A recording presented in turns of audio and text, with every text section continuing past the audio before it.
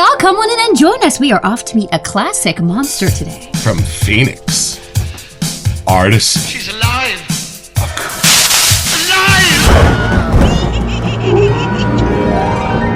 It's a Halloween morning with the Barbershop Duet. Hi, I'm Marcus Klinger with Klinger Vocal Studio. And I'm Sarah Vincent with Sarah Vincent Virtual Pilates. But on Wednesdays and Saturdays, we are the Barbershop Duet. Hey, y'all, come on in. Thank you for finding our little barbershop. If you happen to be here during one of the live premieres on YouTube, why, come on in the live chat. Meet the Whiff Pack, a cool group of friends hanging out from all over the world. They'd love to meet you too.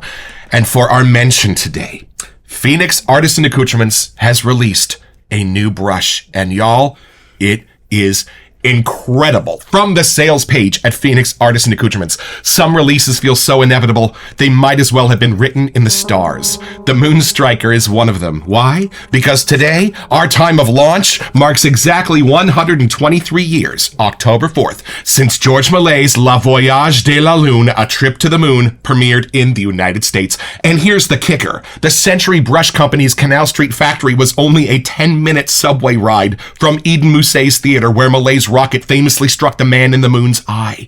Any one of those 31 workers employed in 1902 could have sat in the audience, their heads swimming with lunar dreams before returning to their bristle-setting benches.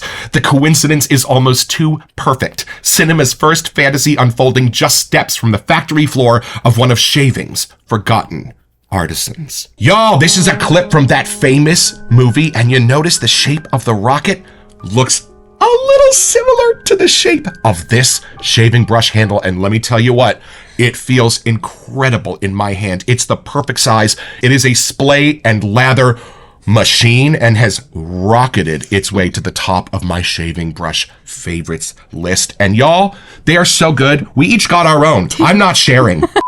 What did you think of this one? I actually really enjoyed this one. It has a different weight to the handle, which is kind of fun. And the display on this is magical, but it still has a backbone, which usually you kind of have to pick one more over the other.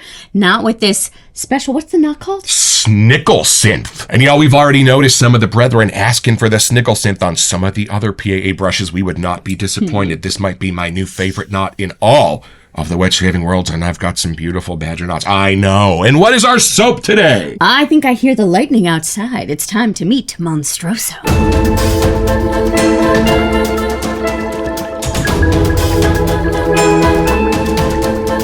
Y'all, Frankenstein is generally considered the first science fiction book, and Mary Shelley, its author, wrote it on a bet. She was at a party with a bunch of other authors, and they all decided to throw their hats in the ring to see who could create the scariest story. Oh. Turns out she was the only one that even wrote one, and it became a classic for the ages. I think they learned their lesson.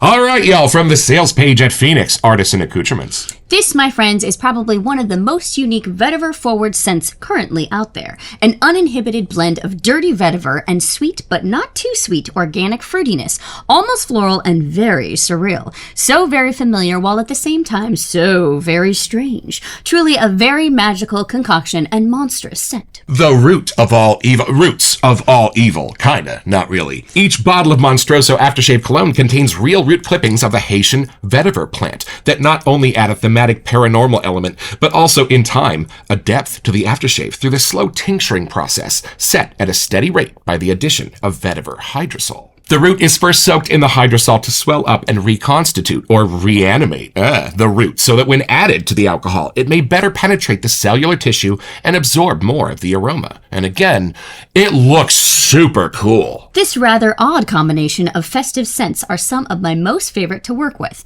So much so, you can recognize some of the names, but never have I used them with such reckless abandonment. Autumn Glow Apricot. Fuzzy or pungent, soft fruity note. Close to peach, but less bright.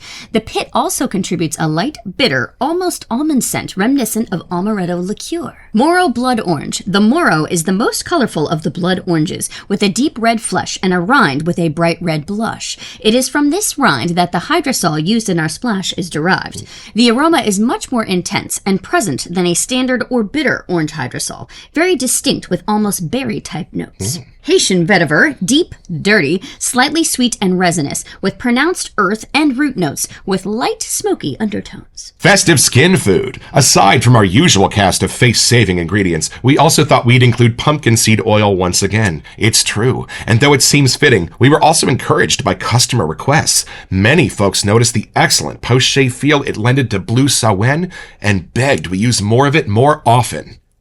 You're welcome. Folks, you're in for a real spooky special scent that possesses a real spark.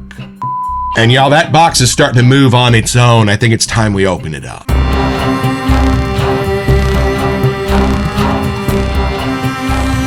Now, this has had a cameo on the Clown Fruit episode because Douglas and Fran wanted y'all to see these amazing new hollow labels. Y'all, is that not awesome? DB Cooper and Frankenstein himself. And if you are one of the first 50 to purchase a set, they come with this 2025 limited edition hollow label. Y'all, these 2025 hollow labels were absolute fire. Thank you, Douglas and Fran, for sending these out for free to review.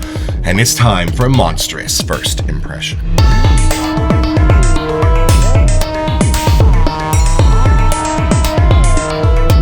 All right, y'all, it is time for our almost first impression, because constant viewers will know that we have covered the monster mashup from PAA of Clown Fruit and Monstroso, which is available right now. So we're going to kind of backwards engineer what we remember, but we have not re-smelled that one, so we can kind of take this in on its own merits. All right, you go first, see what you get. Right. I'm warned it's vetiver forward, but it does have some other fruits and stuff in there, so I am curious.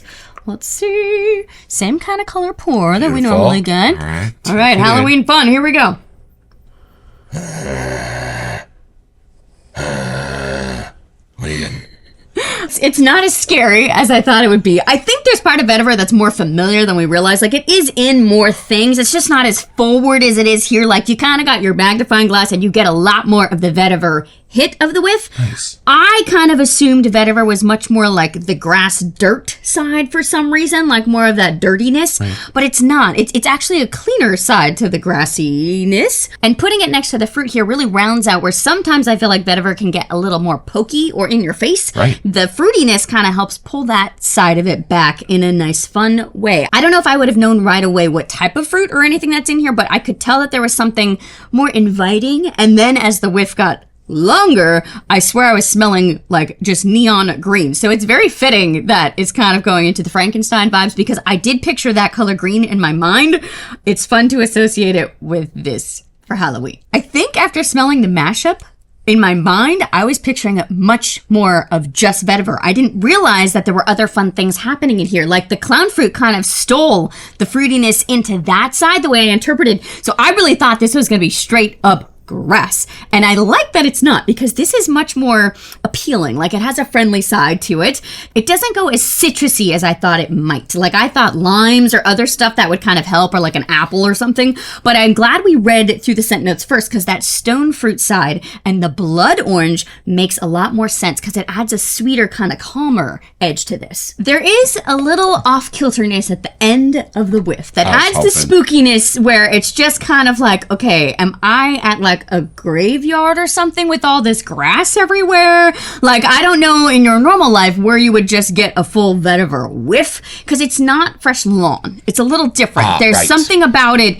It's not alfalfa-y either, but it's like kind of right in the middle. Like, there's something more raw about the green in here. Yeah, we were kind of told at the beginning that vetiver had like a backyard lawnmower sort of a sense to it. And that's a tiny facet of vetiver, but we have kind of discovered over the last couple of years that vetiver is a broad horizon of scents. It's kind of cool, because to me, my brain is interpreting this almost as a mashup on its own. Like, I'm getting the fruity, sweeter side, not quite gourmandy or anything, but just more like a springtime hit next to the vetiver. Like, my brain is splitting those down the middle, and they're becoming one set. So I almost feel like this is a mashup on its own if I hadn't even read the scent notes, because it's such a distinct, like, one side or the other. If I try to whiff for one, then I get more of the other. If I try to go in for that one, then I get more of this one. So it's a fun adventure to kind of go back and forth with the whiff. I think it also speaks to how well it's blended, because I can't figure out right where that middle line is, but it is a little of that limbo back back and forth. Well, the fact that this presents to you as sort of its own mashup, isn't that analogous to Frankenstein himself? Genius. I'm not sure if that was intentional, but that's where my brain, it has a clear divide. Like, I can get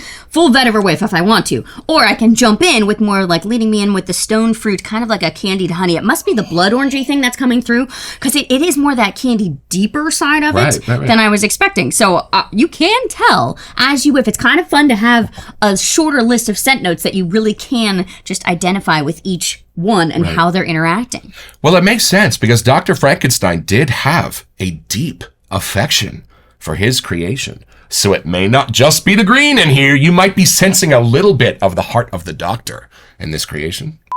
Well, I'll know when I experience this doctor for myself. All right, taking it in. Wonder if there's any Frau Blucher in this. All right, here we go. See what you think. Monstroso whiff. Oh, it's way cleaner than I thought it would be, even having experienced half of it in the mashup. This is not entirely what I was expecting. True. Oh, nice. Hold on. Well, your nose understands the vetiver part rather quickly. True. And then it opens like a trapdoor. Like half of it almost vanishes as I discover the depths of my first whiff. And then all of the fruits, all of those little spices are under the surface of that. That's cool. Hold on. Oh, that is wild. It's like you're putting on green tinged glasses. And at first the vetiver is all you get. Your whole world is green. And then kind of fast, your eyes acclimate and you're taking in the fruits almost like on their own. You almost forget you're wearing those glasses. This is very cool. Hold on. Well, it's such an education as to what vetiver can actually do in an accord, because when I sense it in Valren from Sterling and it's kind of on its own, it has a pungency that doesn't let any of the other scent notes really come to life. This is completely different. This is supporting the fruits. This is elevating them to new levels. Whoa! It's much less bossy somehow, which actually works for the character of Frankenstein, too. I didn't think I would like this as much as Clown Fruit, having smelled the mashup. Right. But now I get it. On its own, it's such a different monster. Yeah, vetiver is usually a hard sell for me, but not this. We will be buying the splash when it comes out. Especially if it has that little thing in there. I know, I want to see it. That is incredible. The vetiver is just an echo to me now. I know it's the spine of this. When I first smell it, it is the strongest sense by a long shot. I have to look for the fruits. But now it's under the surface, and where the apricot and the orange are coming together is almost seamless. I'm getting a little bit of a more dapper, sophisticated dry sense from the apricot, a little bit more of a sweeter, but a deeper red sense from the blood orange. And then this is under those. Wow. That's interesting, because my whiff brought me in with more of the fruity, citrusy side, and then it kept taking over and turning green. That's how you know it's a great balance. All right, y'all. Well, why don't we take this back to the lab and look at the scent notes, maybe build a lather.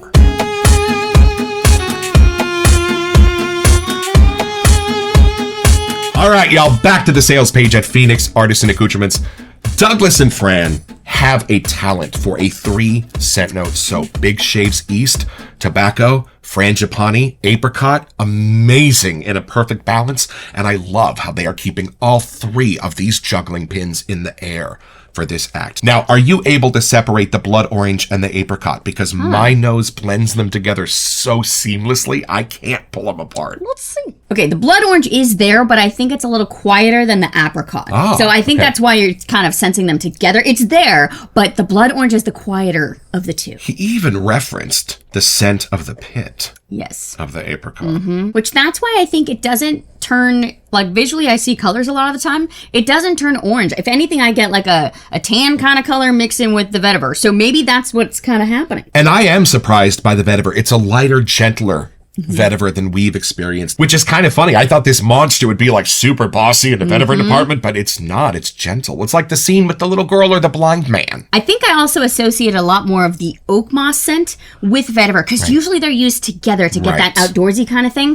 But I think here that's what's helping the vetiver be a much lighter green color than I was expecting. And this is the part you've all come to see, a lather being built with the new Moon Striker brush. I'm just going to grab a little bit of this Monstroso and pack it into my lather lid from Phoenix Artisan Accoutrements. It fits on top of any PAA soap and a bunch of other artisans as well. It's a really unique shape on the inside, and it is a lather monster. I never would have seen that coming, but it really is. I think every single brush we've used with it works wonders. Totally. Okay, here we go. You ready? A little bit of forward action.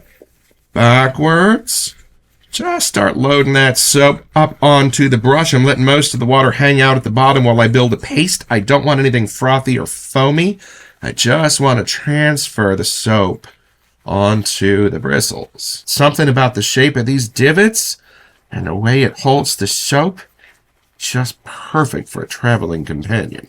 It's already working its magic. I'm telling you. If you had to tell someone what vetiver smelled like, what would you say now? I would not go backyard. I would not say lawn. No, I mean, there is something that has that definite green and grassy-ish kind of vibe, but there's something about a dry grassy kind of thing. Like there's multiple sides of what's happening. Well, the funny thing is, when I smell vetiver, I'm not sure where I am. True. Because it doesn't whisk me away to like a foreign place. It doesn't put me in like a specific room. I am not used to this herb in nature.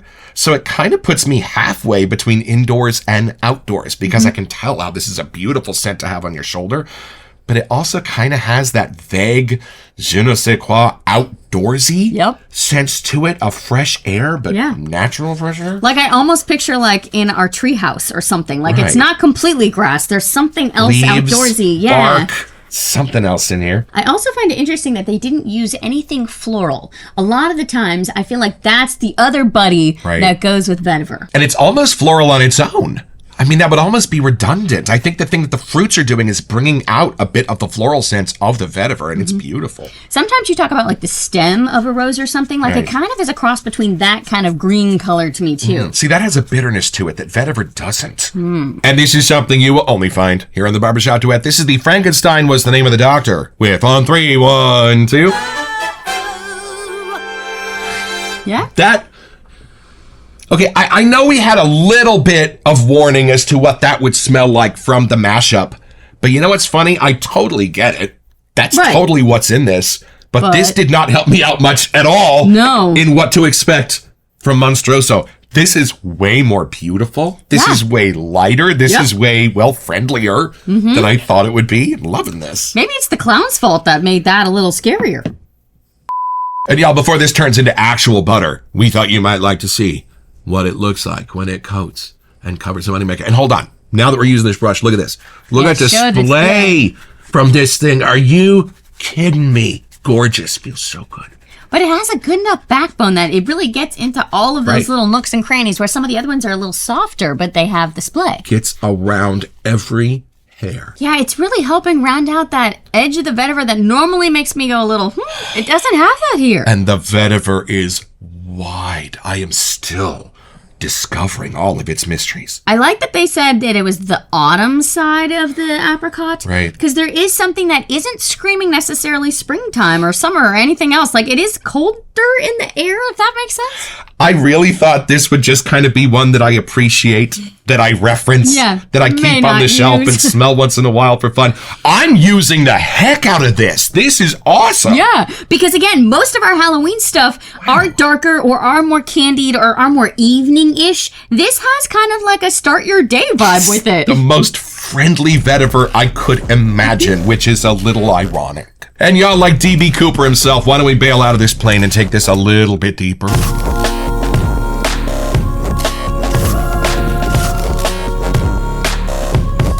So y'all, if you have never experienced Frankenstein, as someone who has performed an awful lot of Mel Brooks, may I suggest you start with Young Frankenstein. After that, to rediscover the original, National Theatre from Great Britain has an app that you can get on your phone or on your TV, and you can watch plays from the National Theatre that have been filmed live. Well, y'all, they did Frankenstein with Benedict Cumberbatch as the creature and Johnny Lee Miller as Victor Frankenstein, directed by Danny Boyle. But here's the thing. Every night, they switch parts. So one night, Johnny Lee is the monster and Benedict is the doctor, and the next night they switch, and on the app, they filmed them both. You can watch them back to back and see each one of these extraordinary artists' take on each one of these iconic characters. And this story goes crazy. I love how the set really helped add to the story too. Like it created a whole different perspective on Frankenstein. It rained on stage. There's fire. You should see the thing the monster is born in anyway. There's a train? All right, and I think it's time to discover what happens when you put these monsters together. This is something you will only find here in the Barbershop Duet. This is the Clown Fruit Mashup with on 3, 1, 2. Isn't that interesting? Hold on, take that in. Ah, those do devious things together. They have a way of canceling a couple of things out so that you almost need the originals to find them again. But it's amazing how they come together. What do you get? Right? Well, okay, it's kind of happening like we've had before. When you smell one side of what's in a mashup, it almost erases that. So I'm getting more of the clown fruit in here now. Right, me too. Where the first time I took a whiff of this, it was like vetiver takeover all happening with this one for me. Well, that's what I love about a mashup. It really helps you discover the differences between two soaps you might really like. And you can make your own mashups at home. Lee Noon's taught us that. Say something you only find here in the Barbershop Duet. This is the deconstructed mashup on 3, 1, 2. Oh, interesting. Interesting. This is quite different. Yeah. This mashup. I think once these oils have had a chance to macerate together, there are new mysteries and wonders that can be found in these accords. I'm really finding the differences when I smell those. I'm finding how they come together in this. It's funny. Now when I put these two OGs next to each other, I almost can't even smell the vetiver. Like, we just spent the first half of the episode with Monstroso, and it's funny how my brain's like finding all the other parts still in different ways. Vetiver might be one of those mysterious scent notes like that that's just generally designed to support where it can and be a spine where it must. Who knows? But in the straight up Monstroso, I would say the intensity is like a 4. Yeah, 100%. It's got a good ballad like kind of hit to it. So it's pretty simple, y'all. Just be Dr. Frankenstein, sure that all that monster needs is love, that he's a good boy. And you're gonna go in with the monster and insist that they lock you inside. And no matter what they hear, they are not to let you out. And you are gonna get your own. So head over to their website at phoenixartisanaccoutrements.com, or even better, do it by way of the link in the description. It's an affiliate link, which lets them know that we sent you, and it gives us back a small percentage of the sale, which we'll probably spend on soap so we can make more episodes. It's at no cost to you, and we would be grateful.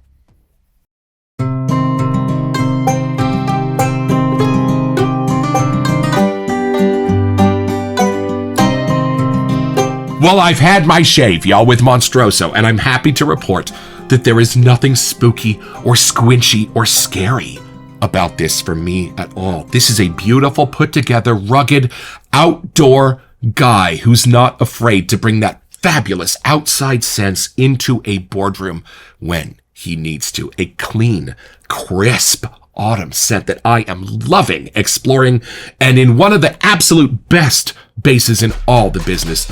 Douglas and Fran, thank you for this. We are so excited for our Christmas soaps.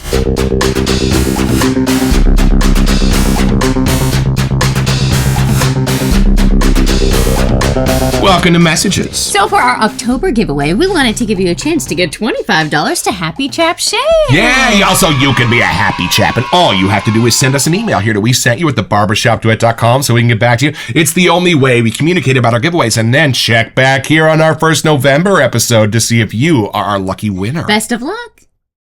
Well, that's what I love about PAA. We have smelled the mashup. We probably should have known exactly what this is going to smell like, and yet we didn't. Nope. Completely different than what I was expecting. Gentler, more intriguing, sweeter, and I'm going to say it, more crowd-pleasing than I was ever expecting this to be. I'm loving this one. Yeah, it's still strongly got the vetiver having a voice here. Yeah. So if you want to get to know vetiver in a new way, I feel like this is a great way to just be able to zone in on what part of the whiff is actually more the vetiver kind of side. So I think it's going to help us for future ones. When we read vetiver from now on, we'll be like, 100%. This will be the vetiver by which all others are judged. And Douglas and Fran, thank you so much for sending out these 2025 holo labels for free to review, knowing that we are collectors at heart and will cherish these. Yes, we only have a few more Halloween episodes left, y'all, so don't forget your next appointment with the Barbershop Duet. You'll smell spookier just watching this.